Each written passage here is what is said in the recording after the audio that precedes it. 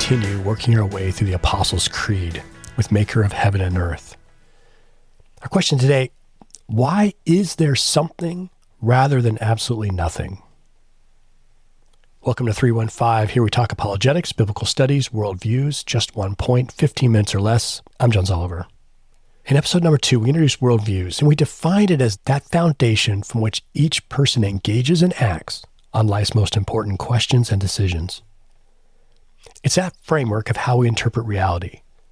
And every person's worldview starts with an answer of how everything got here. And that answer, right or wrong, will then influence the way we think about pretty much everything else, including human identity and purpose.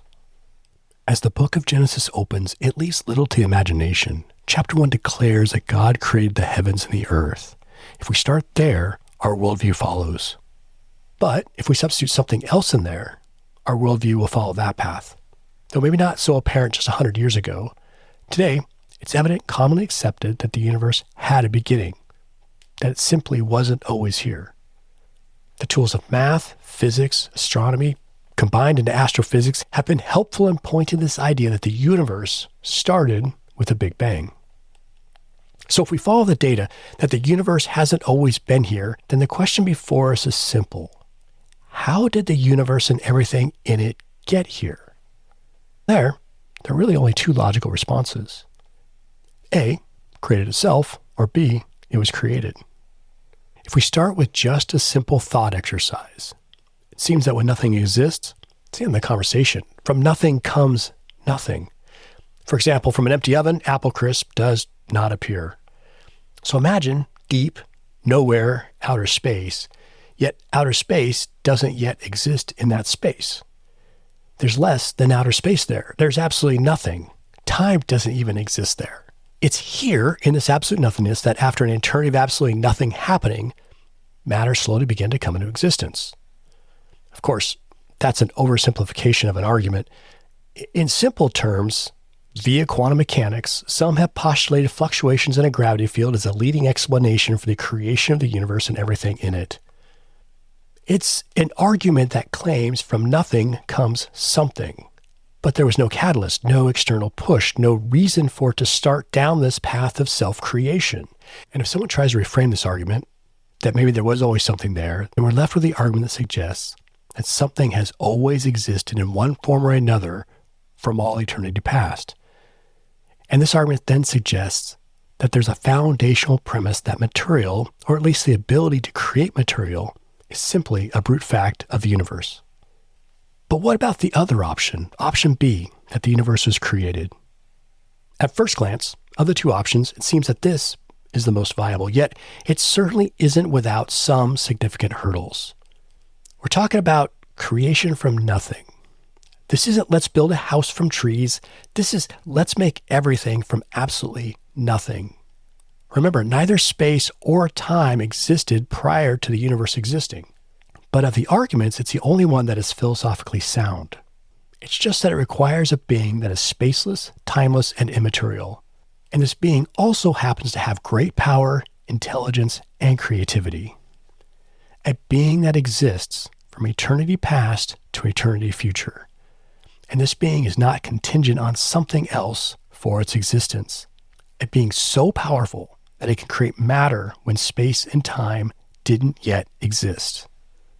Apologists like to use what is commonly known as the cosmological argument to talk about this idea. This cosmological argument is one of the handful of arguments often used to point to the likelihood that God exists. This is an argument that goes back to at least Aristotle. If you're a bit rusty on your ancient Greek history, he lived about 350 years before Christ. And in his writing on physics, he mentions that it's necessary for there to be an eternal, immovable mover.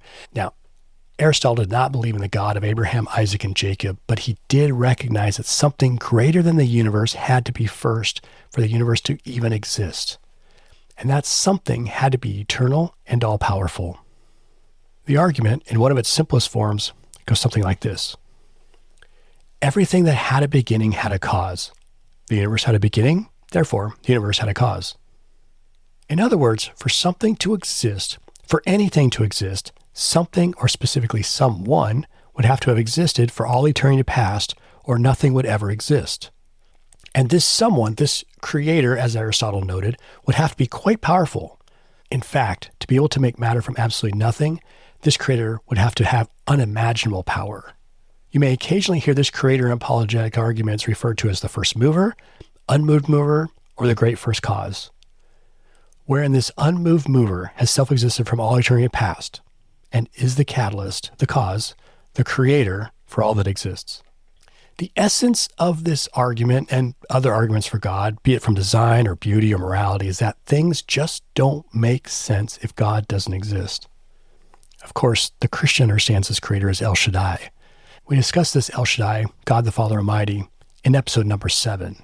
This title, El Shaddai, represents all of God's attributes, the fullness of God's perfections, including omnipotence, omniscience, omnipresence, and his self-existence. This creator is God the Father Almighty, maker of heaven and earth. And we also mentioned in that episode, there's this underlying thread, if you will, that every bit of this all-powerful strength is wielded absolutely perfectly. Which brings us to our next question. What do we mean by maker of heavens and earth?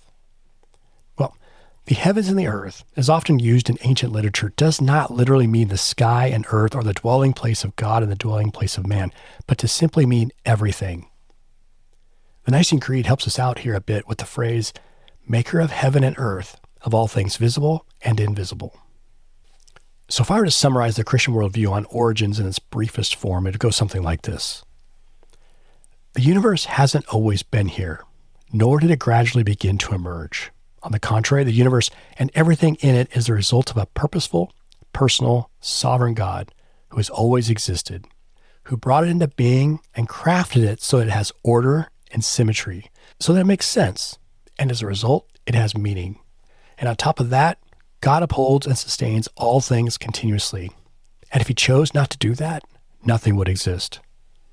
But God didn't stop with the universe and all the matter that's in it.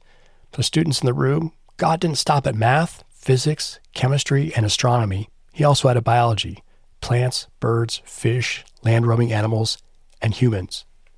We're reminded in the first chapter of Genesis. Then God said, "Let us make man in our image, after our likeness." And when it came to humans, God created us in his own image, male and female, and God blessed them. I like the summary for the Westminster Confession of Faith. After God had made all other creatures, he created man, male and female, with reasonable and immortal souls, endued with knowledge, righteousness, and true holiness, after his own image. There's a lot here in the image of God, but one thing I'd like to note, this image of God is not a single thing. And among those things, this image separates humans from plants and animals. It makes us unique.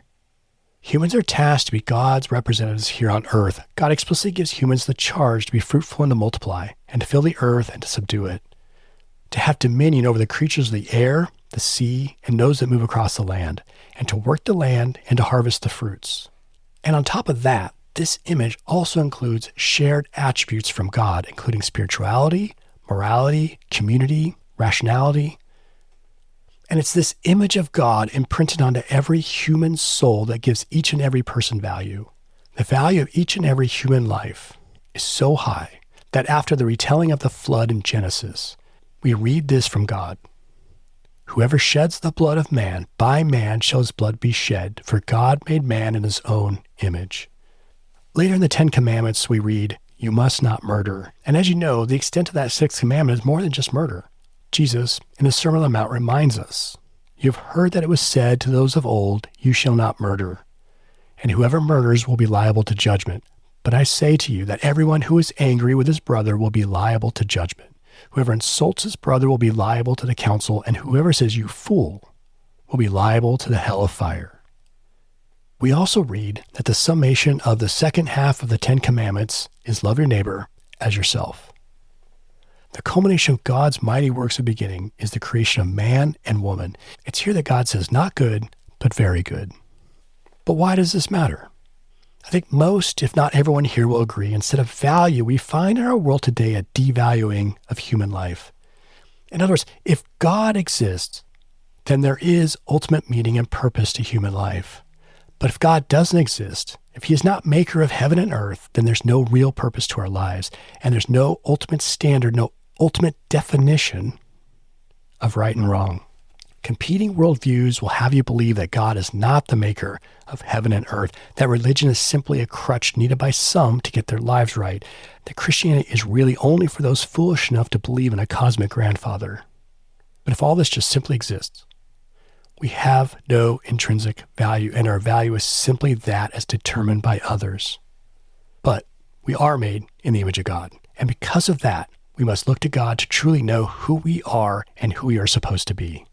And we are pointed to the perfect example, Jesus, his son. He is the image of the invisible God. He is the radiance of the glory of God and the exact imprint of his nature.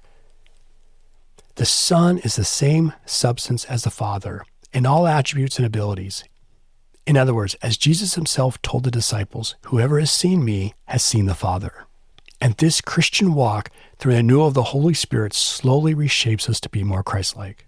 Hence, through this Jesus where we, Christians, place our hope, set on the promises of God, for full restoration of the soul and the resurrection of the body, for the new heavens and new earth, when God will wipe away every tear from the eyes of every saint, and death will be no more, when there will be no more sorrow or pain, for the former things will have passed away, and the Creator of heaven and earth will remake all things new again.